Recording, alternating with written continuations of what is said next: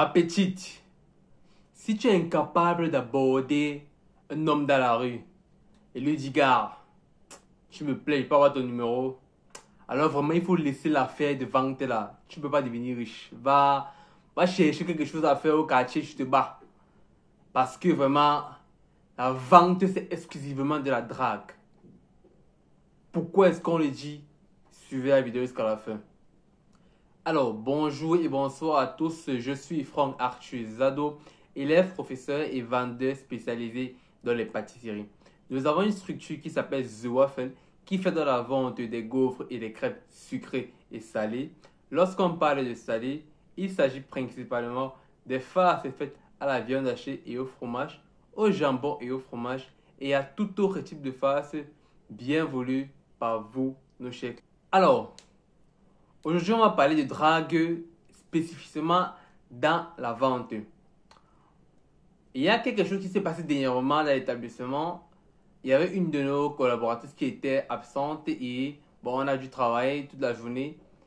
Et nos partenaires d'à côté, parce qu'il y a d'autres stands à côté, la fille en fait qui travaille était supposée de voir comment est-ce qu'on vient, on fait la talaco, comment est-ce qu'on drague, comment est-ce qu'on aborde les clients et tout.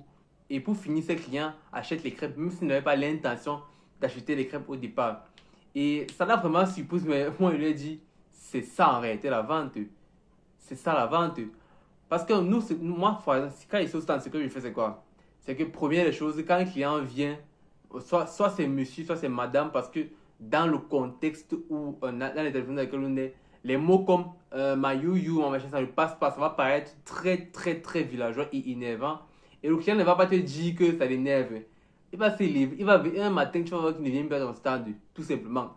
Le client ne se plaint jamais. Sa manière de se plaindre, c'est de ne plus venir en fait à ton stand. Et c'est toi qui dois venir en fait, lui plus demander pourquoi est-ce que tu ne viens plus depuis. Je remarque que tu es machin, machin. Là, il pourra t'expliquer s'il est gentil. D'autres vont dire que non, c'est que j'ai changé, machin, machin. Pour t'arrêter, il y a un truc au fond. Parfois, c'est ce mot-là. Donc, en fonction en fait, du lieu où vous êtes, si par exemple vous êtes en Guayaquil et on est un soir, les mots comme ça peuvent encore passer. Pas avec tout le monde, mais ça peut encore passer. Mais dans les établissements un peu privés où il y a un standing, ces mots ne passent pas. Généralement, ce sont des mots comme madame, monsieur, mademoiselle, peut-être ma tante, mon tonton, mon grand, le tété, le beau, c'est tout ça des choses. Mais des trucs comme you, machin, là, non, il faut arrêter ça, gars, pas là-bas. Les trucs un peu villageois, là, il faut laisser ça au quartier, quand vous allez dans certains milieux. Et on a ça en fait, il y a ça que moi je fais généralement, soit c'est monsieur, soit c'est madame. Et en fonction de si la personne réagit ou pas, je peux changer la prochaine fois.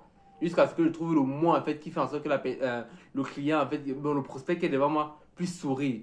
Par la suite, je vais soit faire un commentaire sur sa coiffure, sa manicure, sa pédicure, sa greffe, son make-up.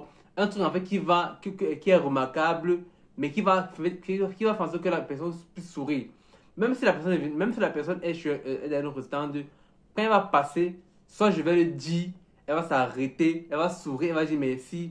Et quand elle va repasser pour une deuxième fois, je vais lancer une approche. Je ne mange pas les crêpes, ou bien vous ne mangez pas les crêpes, parce que généralement, il faut que je m'enlève, vous voyez. Vous ne mangez pas les crêpes, et là où maintenant, généralement, il y a une réponse, pas maintenant, mais vous le faites plusieurs fois. Vous allez remarquer, une fois, elle va céder, elle va venir, elle va goûter vos crêpes, elle va se rendre compte que vos crêpes sont vraiment, vraiment bonnes, et elles vont rester. Et ce qui passe beaucoup quand moi je suis au stand. Donc j'ai la facilité là à facilement draguer, à aborder, que ce soit les femmes, que ce soit les hommes. Facilement. Et par chance, par malchance, la plupart de nos clientes sont des femmes. La plupart, à 90% ce sont des femmes. Là, généralement c'est parce que les femmes sont attirées par la pâtisserie. Tout ce qui est sucré, tout ça. Les femmes aiment dépenser, ça c'est clair. Que ce soit pour la nourriture, pour autre, elles aiment dépenser. Contrairement aux hommes qui sont beaucoup réticents à dépenser, qui aiment plutôt économiser et garder la poche. Sauf quand c'est la bière, le football et les jeux de hasard. Mais quand il s'agit de nourriture, c'est plus la femme qui aime dépenser. Beaucoup plus. Ou bien elle aime qu'on dépense elle. Quand il s'agit de nourriture, de restaurant, ce genre de trucs là, elles aiment bien ça. Donc vous aussi, en fait, dans vos différents business, soyez de gros dragueurs. Comme vous devez draguer tout le monde. Tout le monde. Un gars passe, gars, je suis là, ça dose, hein. Il y a les crêpes, tu dis quoi? Tac, direct. Soit ça peut passer, soit ça peut pas passer. Jamais il est un peu buté, il va goûter vos crêpes. Il va dire, ok, bon, donne-moi 2 crêpes, 300. Et voilà, c'est comme ça c'est lancé et tout.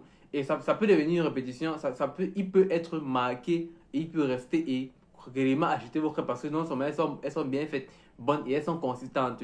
Donc vous aussi dans vos différents business, trouvez en fait ces astuces-là qui vont permettre de chaque fois captiver les clients en fait, ou les prospects qui vont passer devant vos stands.